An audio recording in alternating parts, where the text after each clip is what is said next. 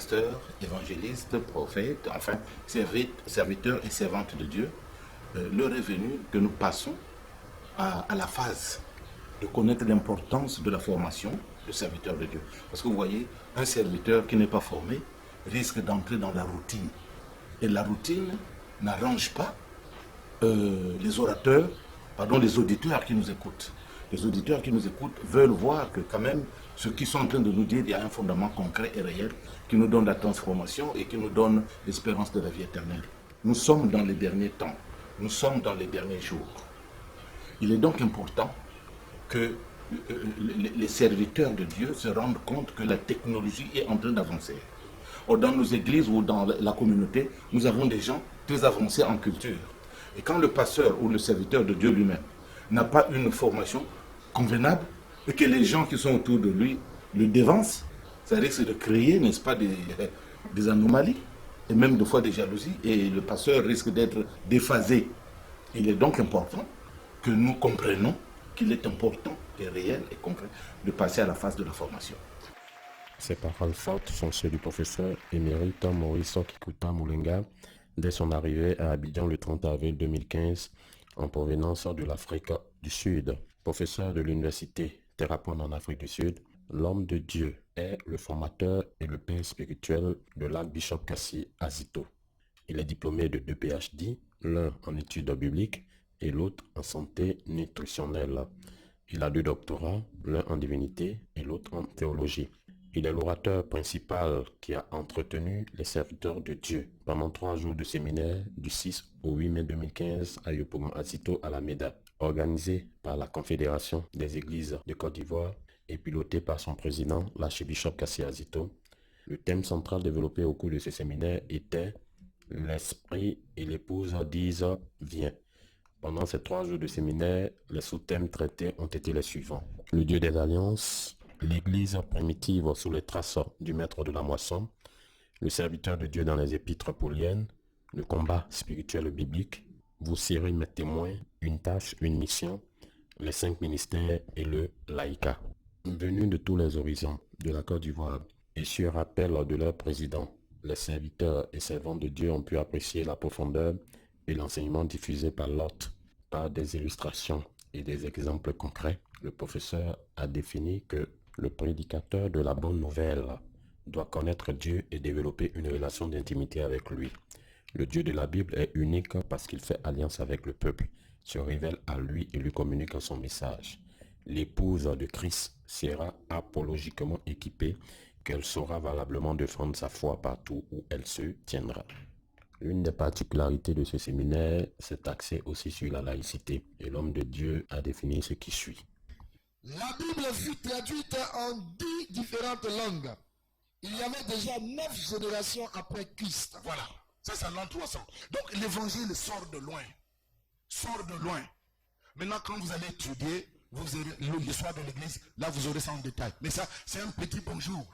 Un petit aperçu pour que nous sachions que ça sort de loin. Mais que souvent nous négligeons. Souvent nous voyons que non, Africains ne peuvent rien faire. Qui a dit ça? Qui a dit ça? C'est pas Jésus qui est venu être réfugié chez nous en Afrique. Quand Blanc voulait tuer Jésus, il n'est pas venu en Afrique, en Égypte, être réfugié. Et alors, qui peut dire que l'Afrique, c'est pas des personnes? Non. Dieu avait un grand plan avec l'Afrique. Il l'a encore.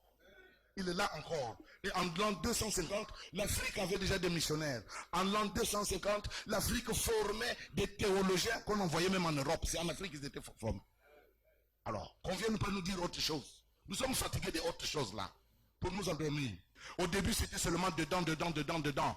Mais quand le Saint-Esprit est venu à l'œuvre, il a renversé les choses. Les gens qui dormaient à Jérusalem, les gens qui s'occupaient seulement de la beauté de Jérusalem. Alors, maintenant, Dieu a pris même des laïcs. Quand Dieu a pris des laïcs, alors les apôtres eux-mêmes, ils étaient maintenant confondus.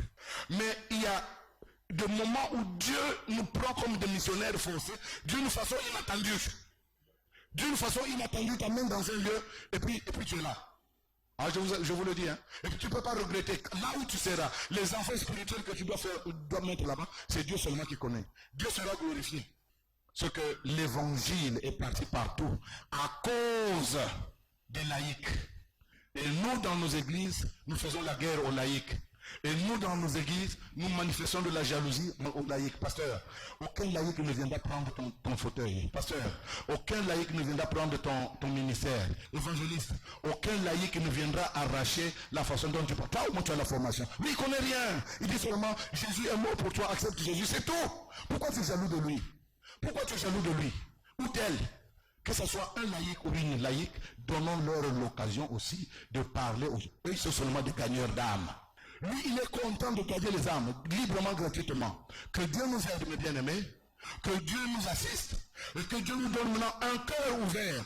Au cours de son intervention, l'initiateur de ce grand projet, l'archibishop Kassid Azito, sur un ton qu'on le reconnaît, a rappelé aux serviteurs et servants de Dieu un message très important. Une église dite évangélique, pentecôtiste ou charismatique ne peut pas croître, ne peut pas grandir si elle ne mène pas, si ce n'est pas une église qui est entraînée dans le combat spirituel.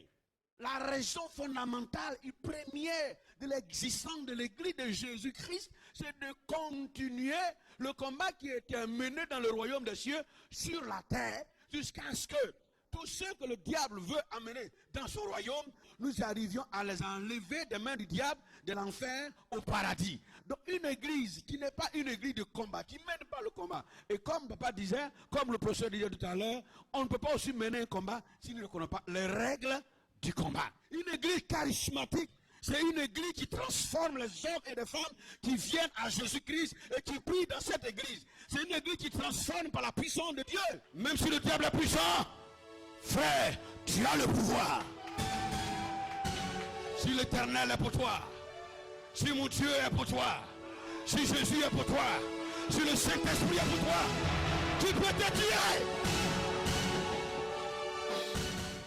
La particularité de ce séminaire fut la remise des diplômes aux séminaristes, diplômes de participation et aussi des diplômes de distinction pour l'œuvre du ministère d'évangélisation dont il est engagé depuis plus de 30 ans et le fruit de son apostolat sur le terrain. L'évangéliste Kassid Azito a reçu le diplôme distinctif d'excellence intitulé Award of Excellence de l'Université Terrapon d'Afrique du Sud, diplôme décerné par le professeur émérite Maurice Kikuta Moulenga pour l'œuvre sociale dans laquelle elle est engagée depuis des décennies. Le diplôme du mérite, le Award of Merit de l'Université de Terrapon en Afrique du Sud a été décerné à Maman Kassid Azito par le professeur Maurice Kikuta Moulenga. Ce séminaire a surtout été marqué par un grand moment de prière et par l'imposition des mains. Le professeur a élevé la voix vers le Seigneur Jésus pour qu'il accorde une grâce particulière à tous les séminaristes. Une photo distinctive de famille avec les diplômés prise en présence du professeur Maurice Moulenga et de l'archibishop Kassid Azito viendra clôturer ces 3 jours de séminaire. Ce grand moment, nous le rappelons, fut un grand succès. Shalom.